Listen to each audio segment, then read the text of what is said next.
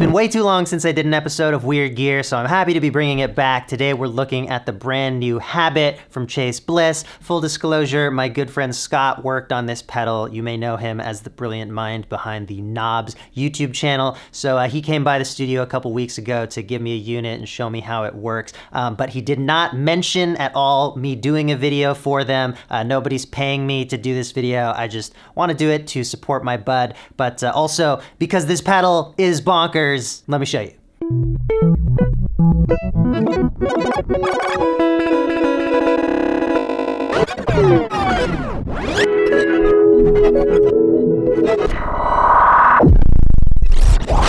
This pedal is going to be weird to explain due to the weirdness. So you can use it as a basic delay, but it can also get wild really quickly. So right now I've just got it echoing a bit. Volume of the echoes here, the amount of repeats, just one, all the way up to completely looping. Size sets the delay time, so you can get a really fast one. You can go all the way up to a minute. You can also use this tap button to set the size of the delays. So I could tap it like this, and then that's the delay time. I could do it really fast.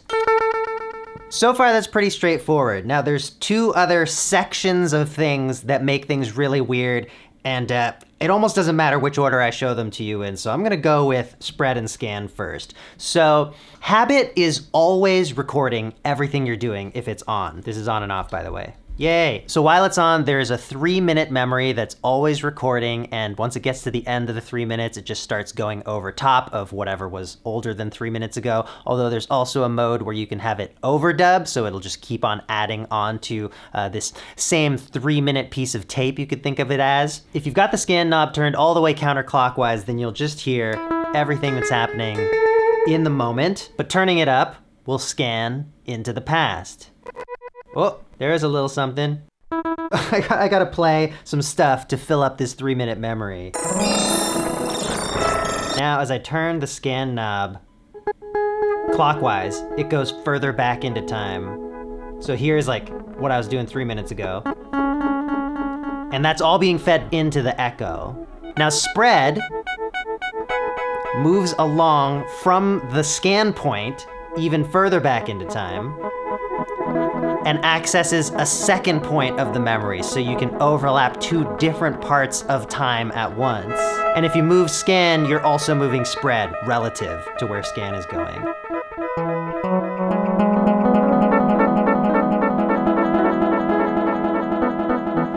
Actually, for the easy way to demonstrate scan and spread here, I'll play a note with both of them turned down, so what I play is immediately getting fed into the echo. If I turn spread up a little bit,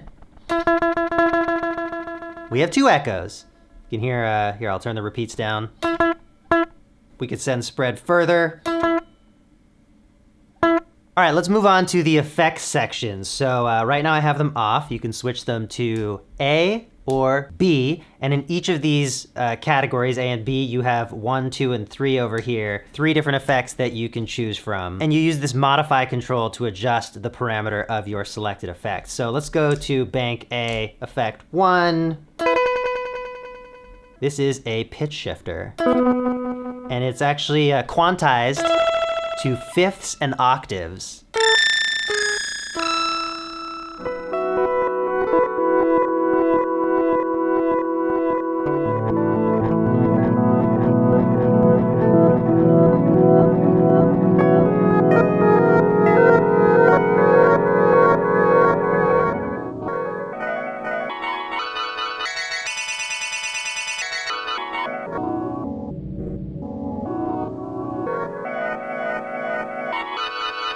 Effect number 2 is called stability. Just add some nice warble to your playing. More extreme as you go to either side of the knob.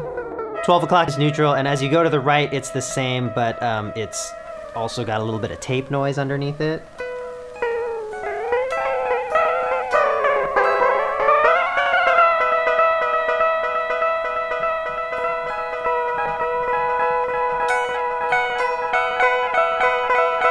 Effect number 3 is a trimmer. So turning clockwise trims more and more away from the start of your repeats.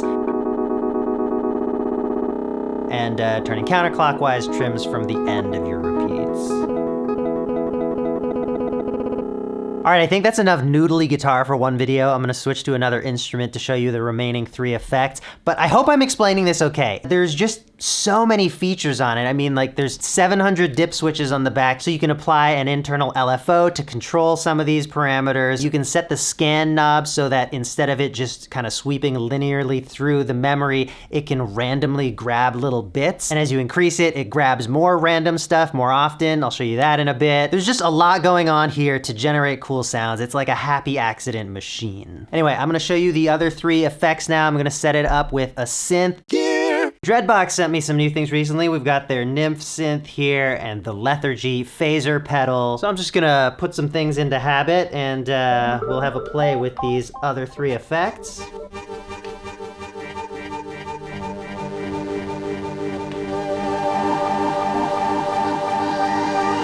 Clicking over to Bank B, the first effect is a pitch shifter, but this one is fluid.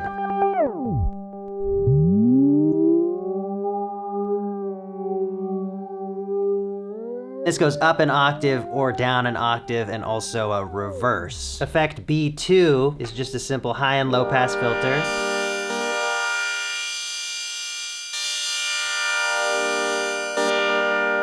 Pretty simple. Effect B3 is a dropper. At noon there's no effect. Counterclockwise there's increasing random dropouts. And clockwise there are kind of rhythmic patterns of dropouts.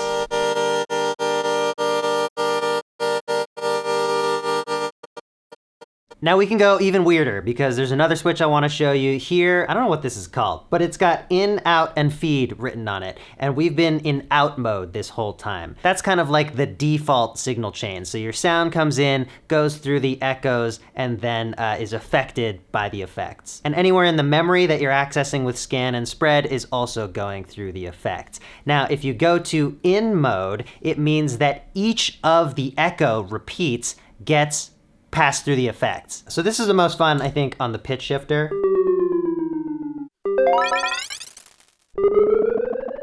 So I'm playing a note, the note is getting echoed and pitch shifted, and then that pitch shifted note is getting echoed and pitch shifted again. So I go back to out. We just have my note being pitch shifted to the same amount with every echo. Now flipping back to in. Each successive echo gets pitch shifted, and this is super fun. I mean, basically with all the effects, but... And then as I use scan and spread, that material is also going through the effects in this way, so the echo's getting progressively affected.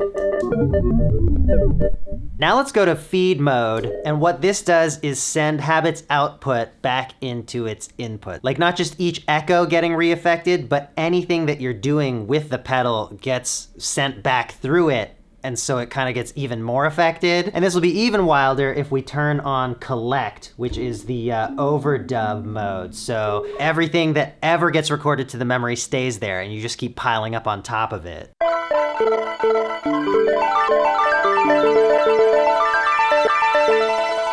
So everything that I'm doing here is getting fed back and recorded into the memory. And so you can end up with stuff getting pitch shifted like tons and tons of octaves away from where it began, because it's just gonna keep on feeding through every 3 minutes.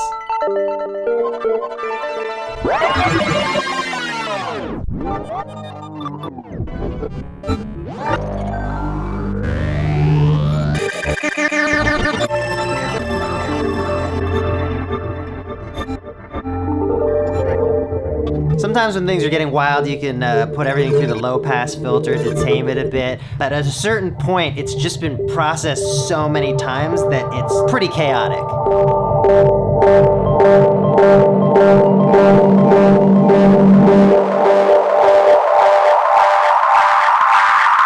All All right, so it's been a few days. Life got busy, but I've been thinking about this pedal a lot, and there are some new things that I want to try.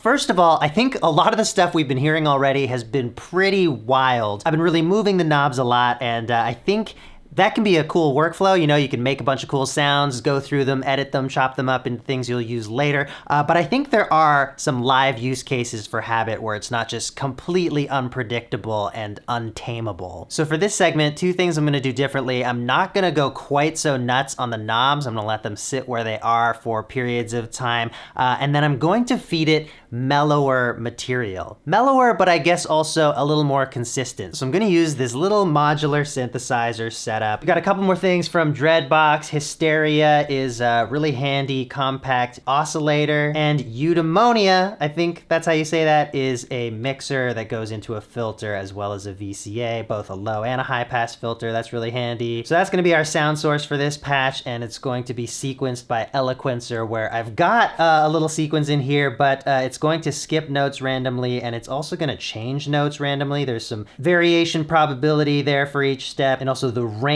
that each note could change is a little bit different for each step. But it is all gonna be a pentatonic major scale, so it should sound pretty harmonious. ALM pip slope here, cute little, very handy envelope generator. And then this Mosaic mono reverb. I think it's gonna be interesting having the reverb go before Habit because, you know, normally reverb is an end of chain thing, but having the reverb be something that Habit gets to kind of chew on, I think that'll be cool. So what I'm gonna do is send stuff into Habit while manipulating a couple parameters here. The filter cutoff, the waveform, maybe the envelope shape, and then the amount of reverb.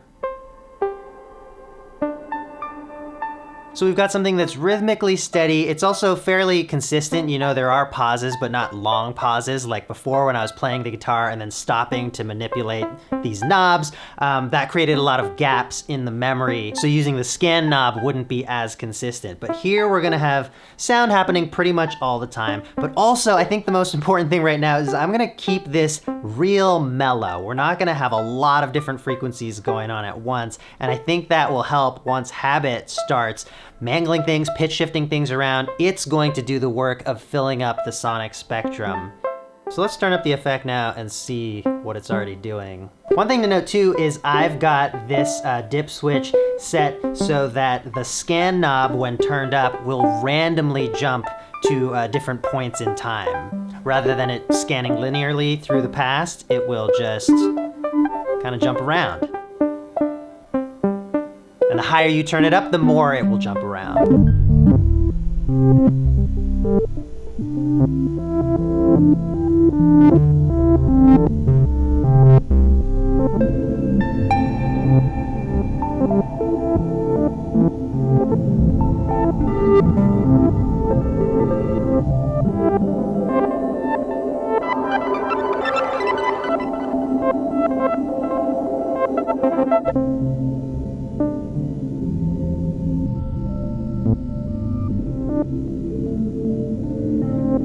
This is so fun.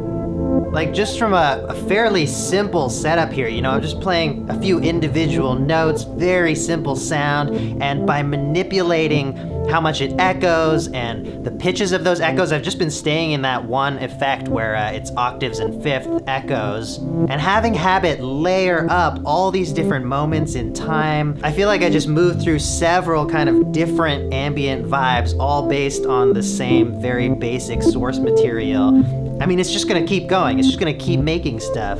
Especially if we go here to the feed mode, where all of the output is now going back through the effects and being recorded onto the memory. Eventually, these effects affecting themselves are gonna, you know, compound and turn into a whole other thing. Let's fast forward a couple minutes and see what that sounds like.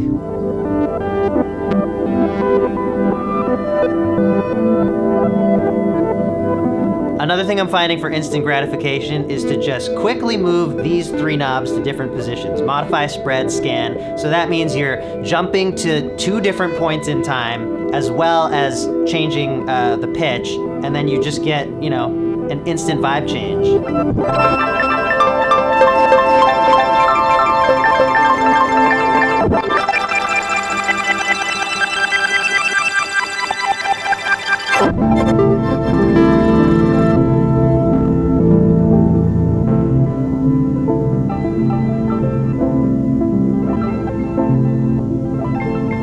So right here you're hearing a previous time where I was manipulating the pitch knob, playing back, but now being pitch shifted. I think this is maybe a fifth down or an octave down. So depending on how many times you let the memory run through in this feed mode, stuff might continually get shifted further and further down or further and further up. And so that's part of what makes Habit so wild, is that there are so many ways where you could have a piece of audio get pitch shifted just, miles away from where it started. This all sounds amazing. Habit really shines with mellow, is what I'm learning, which makes sense when you know that Knobs came up with this. But yeah, I could just let this play forever. I shouldn't though. I'm gonna kill it because there's one more thing I want to try in this video, and that is putting vocals through Habit. Let's give it a go. Hey, it's Andrew from the future. I forgot to turn on the top-down camera for the first part of this next segment, but I think it actually works out because instead you're just gonna be looking at my goofy mug reacting to this vocal effect stuff, which is pretty entertaining. So yeah, enjoy. Test. Oh my god. We're back to everything being chaotic. The application I'm searching for here is okay, I gotta turn that off for a second. The application I'm searching for here is like, could you use this as just an interesting delay effect? You often want to have a bit of space on your vocal, and can we use Habit in a way that, could make that a little more interesting than just the average delay? So far, it's ridiculous. Let's see, once again, if we can tame it.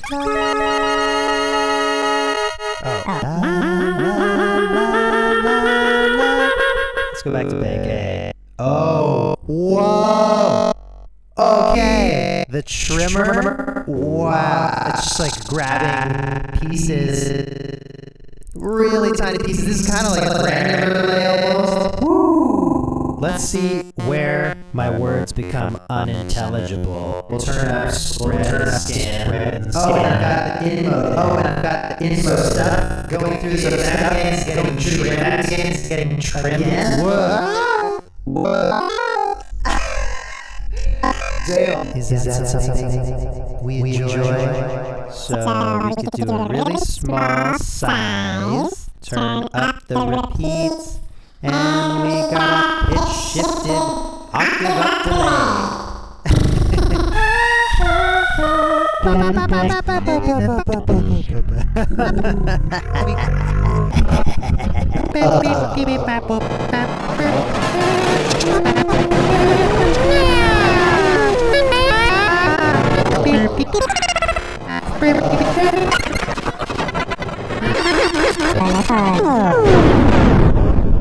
Okay, so there are maybe some use cases with regards to Habit as a normal guitar effect or vocal effect, but I don't think that's where it shines. It's not a normal pedal. It's so easy and so fun to just go chaotic with it and have it spit out a bunch of amazing noise. Or in that middle segment when I was using the modular, I think that's where you kind of get the most musical results or the most kind of live results. If I were gonna attempt to use it in a show, for instance, that would be the approach that I would take. But I don't know, I think it's really a great studio tool. This is definitely, it's got the most happum of any gear that I've ever used. Happum is a thing I just invented, which is happy accidents per minute. And it's just constantly giving you beautiful things that you didn't know you wanted. I feel like I will never use this unless I can be recording it, because it just might do something that I'm gonna wanna capture. And there's more to it too. There is an expression or CV input that I didn't use. Tap, MIDI, don't know what that's even for. Didn't get to that part in the manual. Dip switches on the top, we didn't explore a ton of that. Basically, about half of them are for using the internal LFO to modulate a parameter automatically. And then there are some other modes. You can kill the dry signal, you can have the memory continue to overdub or just erase itself as you kind of keep going past the 3-minute mark. And then there's also the scan knob thing that I did mention a bit. What a cool pedal. Cheers to Chase Bliss for sending this over. I am so interested to see what people are gonna do with this, because it is just so different from anything else that's out there. I'm sure it's gonna spawn some really unique creations. So yeah, that's it for this episode. Thanks so much for watching. I'll see you next time.